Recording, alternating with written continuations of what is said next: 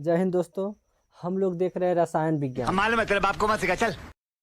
ये 10th class NCERT book solution होगा। ठीक, इसमें 4 पाठ है इम्पोर्टेंट है जो कि हम लोगों को पढ़ना है। कितने पाठ? 4 है। पहला है कि रासायनिक अभिक्रिया, दूसरा है अम्ल भस्म तथा लवण, तीसरा है कार्बनिक और यौगिक, और चौथा है धातु और अधातु। तो इसमें जो इम्पोर्टेंट बोले तो इम्पोर्टेंट जो चैप्टर होना चाहिए पाठ्यक्रम, हिंदी में बोले तो पाठ्यक्रम। पाठ्यक्रम इसमें कितने हैं? 4 हैं। कितने हैं? 4 हैं। पहला है रासायनिक अभिक्रिया। रासायनिक अभिक्रिया।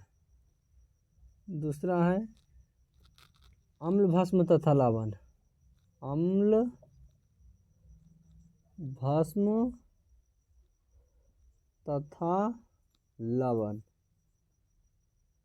अम्ल भस्म तथा लवण। तीसरा है कार्बनिक और यौगिक। कार्बनिक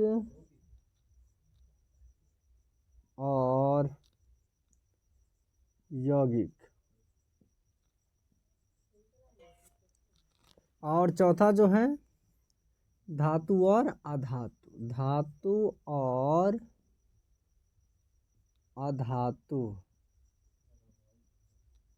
अधातु। सबसे पहले इसमें हम देखेंगे कि रासायनिक अभिक्रिया कि किस प्रकार से रासायनिक अभिक्रिया को संतुलित करेंगे हम लोग, कि कौन सा बैलेंस है या बैलेंस नहीं है। ठीक है, जो बैलेंस करना आता है उसको हम इसमें बैलेंस करेंगे। उसके बाद अम्ल भस्म तथा लवण देखेंगे। कार्बनिक यौगिक देखेंगे कौन सा कार्बन है, और यौगिक जो साथे रहता है, तो उस सब को हम देखेंगे। उससे पहले हमारा तो चर्चा किसका है? तो भाई रासायनिक अभिक्रिया। देखते हैं कि रासायनिक अभिक्रिया, आखिर रासायनिक अभिक्रिया के बारे में देखते हैं कि रासायनिक अभिक्रिया किसे कहते हैं। ठीक, रासायनिक अभिक्रिया किसे कहते हैं? किसे ओकरा काटे को होते हैं।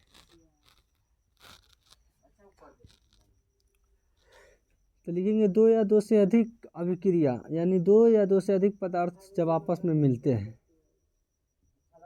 2 या 2 से अधिक पदार्थ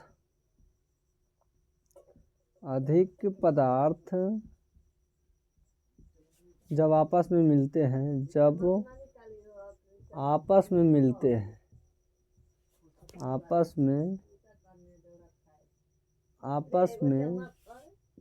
मिलते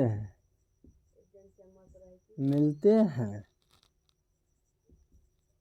तो उससे एक नए पदार्थ बनाते हैं। तो उससे एक नए पदार्थ बनाते हैं। मैं हौले हौले बात करना। पदार्थ बनाते हैं जिनका गुण अलग अलग होता है। जिनका गुण अलग अलग होता है। अलग अलग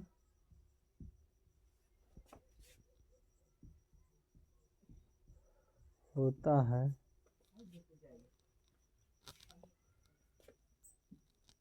उसे रासायनिक अभिक्रिया कहते हैं।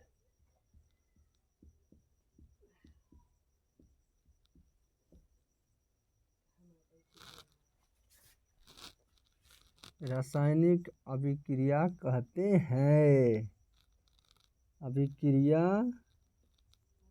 हैं। यानी कि इसके कहने का अर्थ क्या है कि जब 2 या 2 से अधिक पदार्थों का मेल होगा। पदार्थ लेकर सके सबसे बड़का झंझट। पदार्थ मतलब होता है कि जिसमें वजन हो आ जगह घेर ले। कहीं ना कहीं उसमें द्रव्यमान हो, यानी कि वजन हो आ जगह घेर ले। मान लीजिए कि मार्कर, तो इसमें कुछ न कुछ द्रव्यमान होगा, यानी कि वजन होगा। बोले तो होगा 20 ग्राम, 25 ग्राम, 10 ग्राम। और कहीं ना कहीं जगह घेर रहा है, देख रहे हैं कि जगह घेर रहा है। लगभग 10 mm इसका जो मोटाई है और लगभग 6 इंच इसका लंबाई है। तो कहीं ना कहीं जगह घेर रहा है और इसमें द्रव्यमान है, वही पदार्थ कहलाता है। तो इसका कहना है कि दो या दो से अधिक पदार्थ जब आपस में मिलते हैं तो उससे एक नए पदार्थ बनते हैं जिनका गुण अलग अलग होता है। मतलब जैसे मानिए कि चीनी और नमक दोनों के आपस में मिलाएंगे तो चीनी भी एक पदार्थ और नमक भी एक पदार्थ, जब दोनों के आपस में मिलाएंगे तो उसका मिश्रण बन जाएगा, और जब उसका मिश्रण बनेगा तो उसका गुण अलग हो जाएगा। तो वही बात है कि जब दो या दो से अधिक पदार्थ जब आपस में मिलते हैं, जब दोनों आपस में मिले, मान लीजिए चीनी और नमक मिले, तो उससे एक नए पदार्थ बनते हैं। तो उससे एक नया पदार्थ बनता है, अर्थात न नमक जैसा रहेगा न चीनी जैसा, दोनों का मिक्स करने से एक अलग प्रकार का पदार्थ बनेगा जिनका गुण अलग होता है। गुण तो अलग होगा ही होगा जब चीनी नमक साथ मिलेगा होता, उसे रासायनिक अभिक्रिया कहते हैं, उसी को रासायनिक अभिक्रिया कहते हैं। यहाँ तक ठीक है। अगली बात है कि अभिकारक किसे कहते हैं, और इसको स्टार दे के लिखते हैं ना। अभिकारक किसे कहते हैं?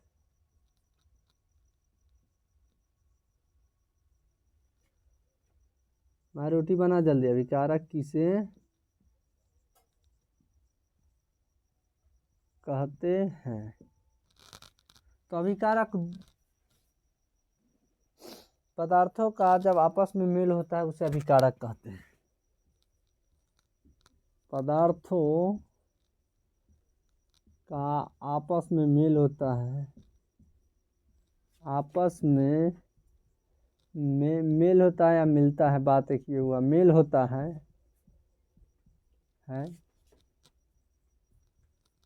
उसे अभिकारक कहते हैं, उसे अभिकारक कहते हैं, अभिकारक कहते हैं। उसके बाद कहेगा कि उत्पाद किसे कहते हैं? उत्पाद। अभिकारक तो समझिए कि दो पदार्थ आपस में मिलेगा उसे अभिकारक कहते हैं। चीनी नमक जब दोनों मिल गया तो उसी को क्या कहेंगे भैया? अभिकारक कहेंगे। Anybody problem? No problem. ठीक है, तो चलते हैं आगे। उसके बाद है कि उत्पाद किसे कहते हैं? उत्पाद किसे कहते हैं? किसे कहते हैं? उत्पाद किसे कहते हैं? जब पदार्थ के मिलने से नए गुण बनते हैं, यानी क्रिया करने के बाद जो पदार्थ बनता है, तो पदार्थ आपस में जब क्रिया करने के बाद जो पदार्थ बनता है उसे ही उत्पाद कहते हैं। क्रिया करने के बाद जो नए पदार्थ बनते हैं, जो नए पदार्थ बनते हैं उसे उत्पाद कहते हैं, उत्पाद कहते हैं। ठीक, तो इतना बात समझिए हम लोग कि अभिकारक, उत्पाद, ये सब बातें जान गए। अब आखिर जानेंगे कैसे कि रासायनिक अभिक्रिया हो गया है, यानी कि कोई ऐसा चीज़ पर रासायनिक अभिक्रिया हो गया है, मालूम कैसे पड़ेगा? बस चीनी नमक है तो दोनों मिक्स हो गया, तो आखिर मालूम पड़ा ना कि चीनी और नमक मिला है, तब तो समझ जाएंगे कि रासायनिक अभिक्रिया हो गया। तो रासायनिक अभिक्रिया हुआ है कि नहीं, इसका जो अगर एग्जाम्पल देखें तो एग्जाम्पल बोले तो उदाहरण में सबसे पहला बात, इसका जो उदाहरण लिखेंगे पहला कि लोहे पर जंग लगना। लोहे पर जंग लगना ये भी एक रासायनिक अभिक्रिया है, क्योंकि लोहा पर जंग लग गया है। जब लोहा पर जंग, अब उस पर कार्बन वगैरह लग जाता है तो थोड़ा थोड़ा तो क्या है, तो उस पर भी जंग लग गया, कहीं ना कहीं दूसरा पदार्थ आके उस पर मिल गया है, तो लोहा पर जंग लगना हो गया। दूसरा बात कि इसमें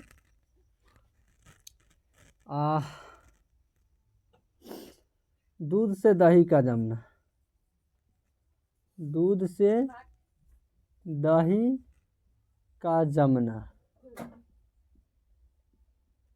जमना। उसका तीसरा में लिख सकते हैं पोषण।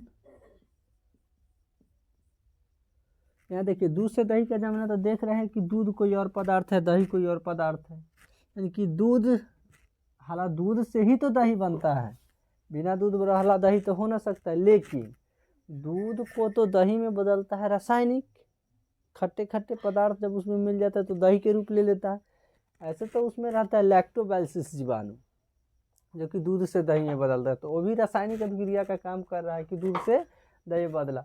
पोषण, जब मनुष्य में पोषण होता है यानी कि शरीर वृद्धि करता है, तो उसमें थोड़ी कि डायरेक्ट खाना खाए तो खाने बढ़ा दिया, नहीं, अलग अलग केमिकल रिएक्शन होता है, जिससे केमिकल रिएक्शन के कारण उसके शरीर में वृद्धि होती है, एक्टिविटी होती है, कुछ न कुछ शरीर में सूचना जाता है। तो जो रासायनिक का अर्थ है कि उसमें से कुछ जो रस है, तो पोषण अब खाना खाए, तो खाना खाने में सिर्फ भोजन ही थोड़ी सब तो तुरंत खाए, चावल रोटी सब में फैलेगा नहीं, उसमें कितने प्रकार के एंजाइम मिलते हैं। ये तो मुँह में मिल जाता है बहुत एंजाइम, लाइसोजाइम, म्यूलिन, टाइलिन, डाइस्टेज, एथी मिल जाता है। फिर पेट में जाने के बाद पेट में हाइड्रोक्लोरिक अम्ल, उनको रेनिन, पेप्सिन मिल जाता है। वो अग्नाशय में जाने के बाद ट्रिप्सिन, तो बहुत प्रकार के मिल जाता है। तो ये भी एक प्रकार के तो पोषण क्या है, एंजाइम हैं, जो कि रासायनिक अभिक्रिया की काम कर रहे हैं। चौथा में देखेंगे कि जैसे श्वसन, श्वसन, कोई मनुष्य अब सांस लेता है तो सांस में अलग अलग पदार्थ, जैसे मान लीजिए ऑक्सीजन के साथ नाइट्रोजन गया तो कुछ ना कुछ उसमें जाते हैं मिक्सिंग, तो वो भी रासायनिक अभिक्रिया का काम कर रहा है। पाँचवा देखेंगे मैग्नीशियम का दहन, मैग्नीशियम का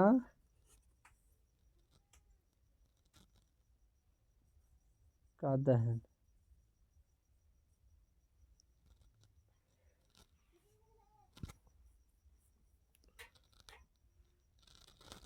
तो ये भी क्या है, मैग्नीशियम का दहन। अब पूछेगा कि मैग्नीशियम ऑक्साइड, तो मैग्नीशियम प्लस ऑक्सीजन मिल जाने से मैग्नीशियम ऑक्साइड बनाता है। तो ये सब भी क्या चीज़ का उदाहरण है, रासायनिक अभिक्रिया का उदाहरण है। लेकिन ये तो समझ गए कि भाई लोहे पर जंग लगना, दूध से दही जमना, पोषण, श्वसन, मैग्नीशियम का दहन, तो ये सब तो समझ गए कि ठीक। मैग्नीशियम का दहन मतलब होता है कि उस पर मैग्नीशियम पर ना ऑक्सीजन का परत जम जाता है, उसी को जलाने से पहले रगड़ा जाता है, उसमें रिएक्शन होता है। तो आगे इसकी चर्चा होगी, उससे पहले थोड़ा सा समझ लेते हैं अब आगे कि तो हो गया है रासायनिक अभिक्रिया। लेकिन रासायनिक अभिक्रिया होगा तो मालूम कैसे चलाया कि रासायनिक अभिक्रिया हो रही है कि नहीं हो रही, यानी कि पता कैसे चलेगा कि रासायनिक अभिक्रिया हो रही है कि नहीं। थोड़ा सा इधर लिखते रहो अपने कि रासायनिक अभिक्रिया, रासायनिक अभिक्रिया कैसे पता करें कि हो रही है या नहीं हो रही, कैसे पता करें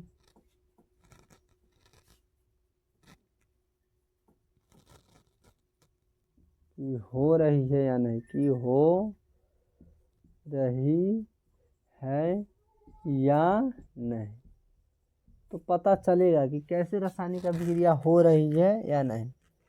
इसमें चार बातें हैं। पहला तो इसको अवस्था में परिवर्तन होगा, अवस्था में परिवर्तन होगा, परिवर्तन, ठीक, अवस्था में परिवर्तन। दूसरा होगा कि इसमें रंग में परिवर्तन आएगा, रंग में परिवर्तन। तीसरा होगा ताप में परिवर्तन, ताप में परिवर्तन।